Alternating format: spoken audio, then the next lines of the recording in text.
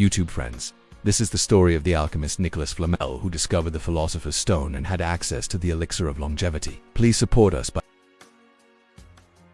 The laboratory on Rue de Montmorency was no ordinary room. It was a microcosm where time seemed to dilate, while the rest of Paris sank into the mud and despair of war. Behind Flamel's heavy wooden doors, the air vibrated with an electric hum and the scent of sweet sulfur. One winter night in 1382, under the conjunction of planets that the Eshmazerev dictated as propitious, Nicolas and Paranel prepared for the culminating moment. Before them, the Athénorth furnace of constant fire glowed with a white light, almost lunar. Flamel, with hands weathered by decades of manipulating salts and acids, held a glass flask where a red substance, as dense as mercury but as bright as a liquid ruby, throbbed with its own light. The Philosopher's Stone in its projection state. The scene was almost heretical for the time. While the Inquisition searched for signs of witchcraft on every corner, Flamel operated with the precision of a divine architect. Upon pouring a single drop of that elixir onto a boiling lead plate, the laboratory was flooded with a fragrance of wildflowers and ozone. The base metal not only melted but seemed to remember its celestial origin, transforming before their eyes into gold of such purity that it did not exist in any mine on earth. Paranel, whose gaze reflected an intelligence that exceeded the limits of her century, did not celebrate with shouts, but with a reverent silence. They knew that success was not just a material victory, but proof that they had deciphered the language with which God wrote the universe. However, access to the elixir of long life brought with it a burden of shadows.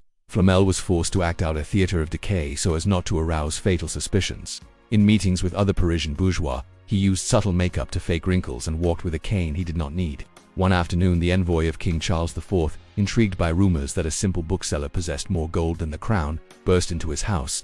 Nicolas received him in a humble room, surrounded by beggars he was feeding.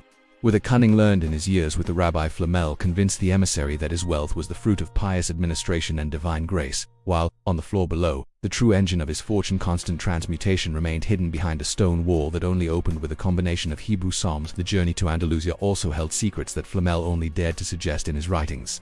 In the mountains of Spain, before finding the rabbi who would help him, Nicolas was pursued by agents of the church who were suspicious of his grimoire. It is said that in a cave in the Alpujarras, cornered by the cold and his pursuers, Flamel used an incomplete version of the elixir for the first time to sharpen his senses, managed to see in total darkness, and found an underground passage that led him directly to the Jewish quarter where his destiny would change forever.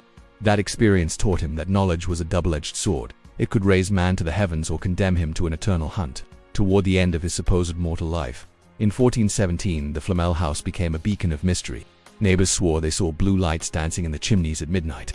Nicolas began to carve hieroglyphics into the arches of the churches he funded, such as the famous portal of Saint Jacques de la Bouterie. They were not simple ornaments. They were warnings and guides for future alchemists, a trail of breadcrumbs for those who had the courage to seek immortality.